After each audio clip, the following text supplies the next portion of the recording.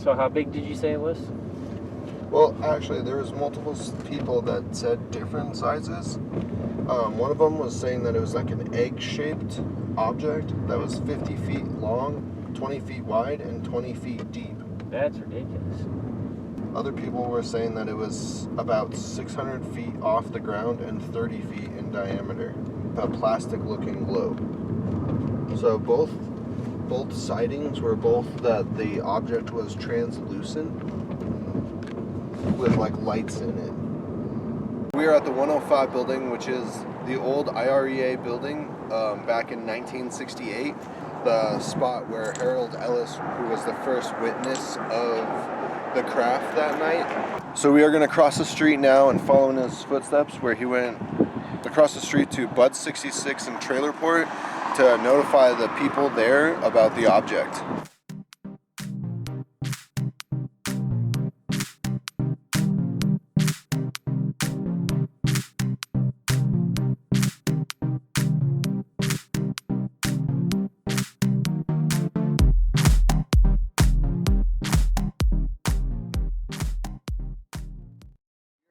Town Hall, which at the time was Bud 66, so he came over here to Bud 66 to notify the people inside there to come out and watch the craft, which was heading down Wilcox as it is now, but Main Street back then.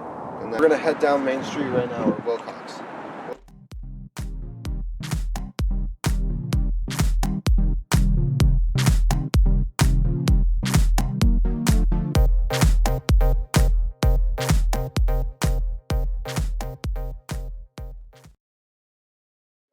Flew down Main Street and ended up on top of the old courthouse building, which we're going to cover in an extra credit episode, which burned down in 1978. But now is the Douglas County Wilcox building.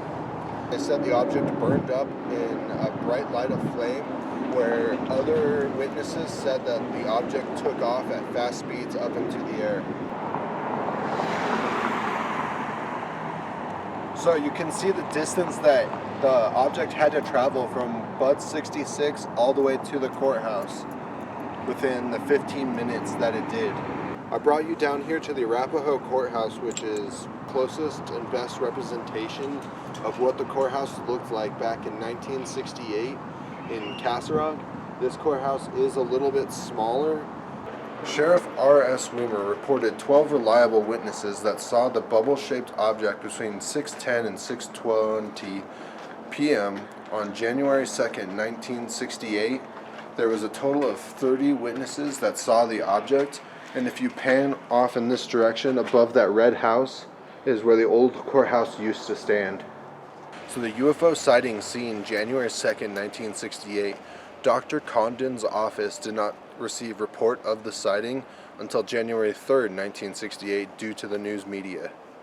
Dr. Edward Condon was commissioned by the U.S. Air Force for the study of unidentified flying objects since October of 1966. We'll talk more about Dr. Edward Condon in a later extra credit episode. Okay. 2 investigators were sent to Castle Rock to interview various civilians who witnessed the original sighting. While the team was in Castle Rock, a resident woman informed them that her son set up a hot air balloon as a science project around the time of the sighting. Further research did coincide with the time and the flight pattern of the object, that the investigators came to the conclusion that the object was indeed the hot air balloon. Tom Dietrich did the science experiment during school, and over Christmas break he decided to show his family what he had learned.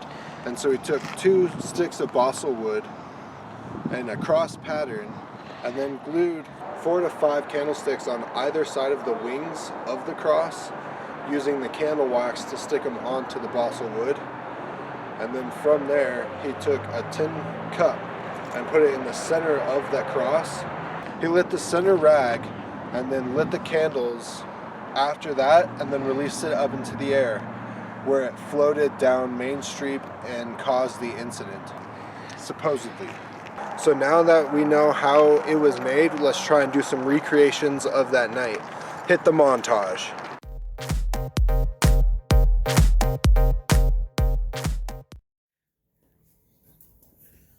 So, have you seen Poltergeist? No, what's that?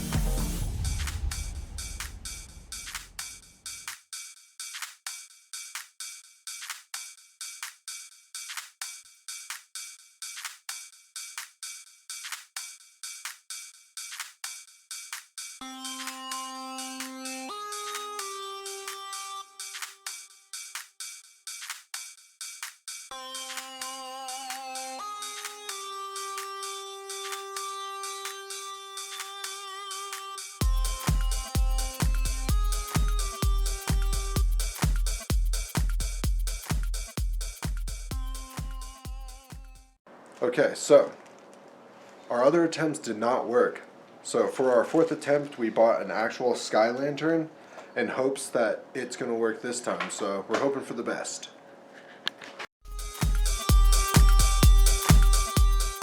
So Andrew's going to hold the top while I light the catalyst on fire, and Matt's on fire watch duty.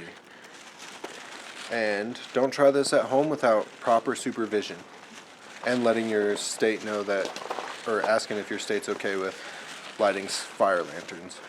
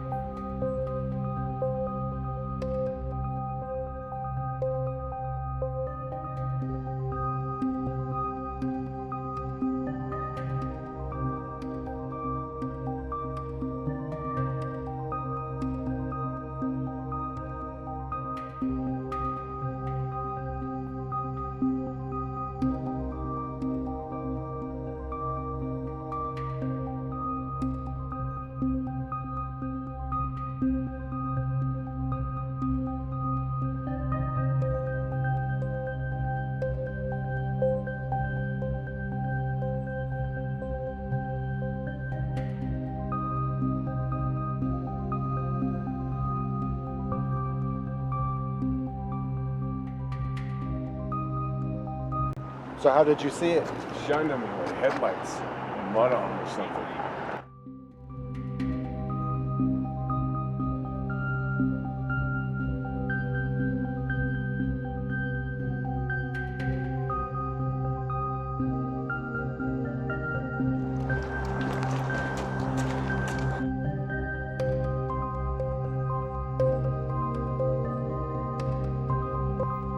Can't see it.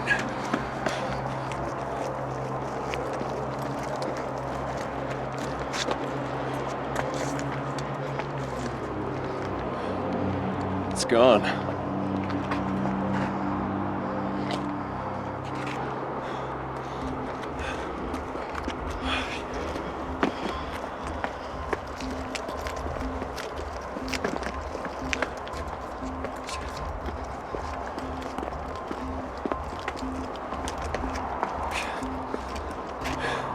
What the hell was that? I gotta go tell the sheriff.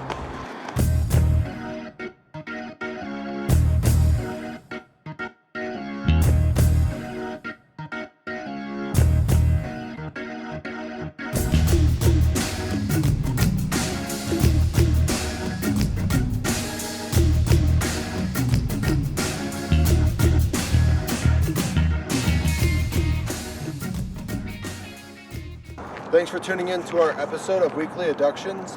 If you want to see more of Jeremy's work, Visit Baron Ray on YouTube. It's in the description below. if you want to see more Weekly Abductions, click on the link up here. And if you want to see more about Culz Paranormal, check out the link over here. And don't forget to like and subscribe. Stop!